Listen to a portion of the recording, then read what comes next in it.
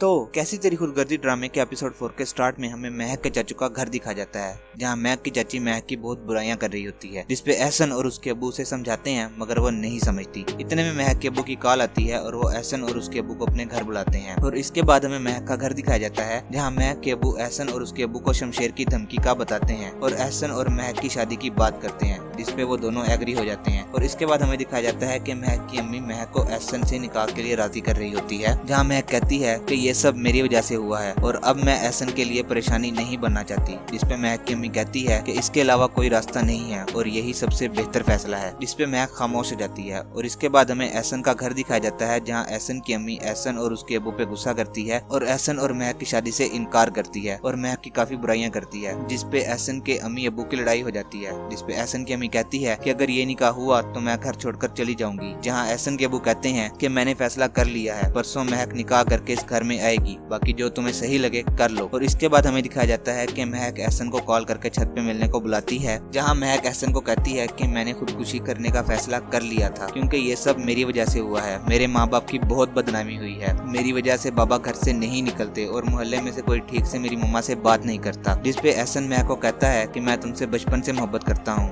मगर कभी बता नहीं पाया, मैं तुम्हें बहुत खुश रखूंगा और हमेशा तुम्हारी हिफाजत करूंगा। जिसपे महक खुश हो जाती है। और इसके बाद हमें दिखाया जाता है कि महक के अब्बू काफी बेचैन होते हैं कि कहीं शमशेर ना आ जाए, जहाँ महक की अम्मी कहती हैं कि आप रिलैक्स रहें, ऐसा कुछ नहीं होगा। और इसके बाद हमें एहसन का घर दिखाया जाता है, जहाँ उसकी अम्मी एहसन और महक की शादी रुकवाने के लिए कोई हल सोच रही होती है और किसी फरजाना को कॉल करके कुछ प्लान बनाती है। और इसके बाद हमें महक का घर दिखाया जाता है, जहाँ महक दुल्हन बनी होती है और एहसन की अम्मी महक के पास आकर उसकी बहुत तारीफें करती है। और इतने में वहाँ शमशेर आ जाता है और एहसन के घर जाकर एहसन को पकड़कर बाहर ले आता है और महक के घर के सामने खड़ा होकर हीरो वाला डायलॉग बोलता है, महक सिर्फ मेरी है। और एहसन को लेकर वहां से चला जाता है। और इसके बाद हमें दिखाया जाता है कि जहां शमशेर ने एहसन को बांध कर रखा होता है और एहसन कह रहा होता है कि महक तुम्हें पसंद नहीं करती, वो मुझसे निकाह करना चाहती है। जिसपे शमशेर कहता है कि महक नहीं करती, तू करता है। जहां एहसन शमशेर को धमकी देते हुए कहता है कि इस मुल्क में कानून नाम की भी कोई चीज है। जिसपे शमशेर हंसता है और कहता है कि मुझे किसी से कोई फर्क नहीं पड़ता, मारकर यहीं गाड़ दूंगा तुम्हें, और गन उसकी कनपट्टी पे रख देता है। जिसपे एहसन डर जाता है और कहता है कि जो बोलोगे करूंगा। इतने में शमशेर को दारा भाई की कॉल आती है और वो वहाँ से चला जाता है। इसके बाद हमें महक का घर दिखाया जाता है, जहाँ महक की चाची महक के अम्मी अब्बू पे बहुत बोलती है और उन्हें काफी बुरा भला कहती है कि अपनी परेशानी का तोक हमारे गले में डालकर सारी परेशानी से छुटकारा चाहते थे आप लोग। जहाँ एहसन के अब्बू उसे रोकते हैं और वो रोती हुई वहाँ से चली जाती है। और इसके बाद हमें महक दिखाई जाती है, जो कि काफी परेशान होती है। और जब उसकी अम्मी आती है तो वो कहती है कि मैंने मना किया था आपको, ऐसा नहीं करें, कितना तमाशा हो रहा है मेरी वजह से, मेरा दिल कर रहा है कि मैं अपना गला दबा लूं, मुझसे ये सब बर्दाश्त नहीं हो रहा। और अपनी माँ के गले रख के रोने लग जाती है। और इसके बाद हमें बाबा से दिखाए जाते हैं, जो कि काफी परेशान होते हैं और दारा भाई को कहते हैं कि शमशेर उस लड़की के पीछे किसी लड़के को उठाकर ले आया है, तुम उसे समझाओ और उस लड़के को छोड़ने का कहो। इसके बाद दारा भाई शमशेर से पूछते हैं कि वो लड़का कहाँ है, तो शमशेर कहता है कौन सा लड़का। जिसपे दारा भाई कहते हैं कि उस लड़की ने झूठ बोलना भी सिखा दिया तुम्हें। तो शमशेर कहता है कि मैं उस लड़की के खिलाफ एक लफ्ज भी नहीं सुन सकता। जिसपे दारा भाई कहते हैं कि उसकी इतनी औकात भी नहीं है। जिसपे शमशेर कहता है कि उसकी इतनी औकात है कि वो मेरी है। जिसपे दारा भाई कहते हैं कि बाबा से ऐसा कभी नहीं होने देंगे, मगर फिलहाल वो चाहते हैं कि तुम उस लड़के को छोड़ दो। जिसपे शमशेर कहता है कि अगर बाबा साहब की चाह मेरी चाह के खिलाफ है तो मुझे इससे कोई फर्क नहीं पड़ता कि बाबा साहब क्या चाहते हैं, और वहाँ से चला जाता है। और इसके बाद महक के चाचू के पास फरजाना के शोहर की कॉल आती है, जहाँ उन्हें पता चलता है कि एहसन की अम्मी ने सुबह फरजाना को कॉल करके ये सब करवाया होता है। और इसके बाद एहसन के अब्बू एहसन की अम्मी पे गुस्सा करते हैं और कहते हैं कि तुम्हें अंदाजा भी है कि तुमने क्या किया है, तुम जैसी बेवकूफ औरत मैंने आज तक नहीं देखी। जिसपे एहसन की अम्मी कहती है कि मैंने जो किया है सही किया है। और एहसन के अब्बू कहते हैं कि मेरी बात सुन लो, एहसन जब भी आएगा उसका निकाह महक से उसी वक्त होगा। और वहाँ से निकलकर महक के घर चले जाते हैं, जहाँ महक के अब्बू खुद को इस सब का कसूरवार कह रहे होते हैं और महक के चाचू को कहते हैं कि हमारी तरफ से तुम पर कोई दबाव नहीं है। जहाँ वो कहते हैं कि भाईजान ऐसी बातें नहीं करें, मैं तो ये कहने आया हूँ कि एहसन जब भी आएगा महक से उसी वक्त निकाह करेगा। और इसके बाद हमें महक दिखाई जाती है, जो कि जय नमाज पर बैठकर एहसन के लिए दुआ कर रही होती है। और इसके बाद शमशेर एहसन को छोड़कर कहता है कि जाओ तुम आजाद हो, मगर जो मैंने कहा है वैसा ही करना है। और महक को कॉल करने को कहता है और एहसन महक को कॉल करके कहता है कि मैं आ रहा हूँ, सबको इन्फॉर्म कर दो, और कॉल काट देता है। और शमशेर एहसन को लेकर वहाँ से चला जाता है। और इसके बाद महक सबको घर इकट्ठा कर लेती है और एहसन आ जाता है और आते ही महक को निकाह के लिए इनकार कर देता है। और यहीं पे ये एपिसोड खत्म हो जाता है।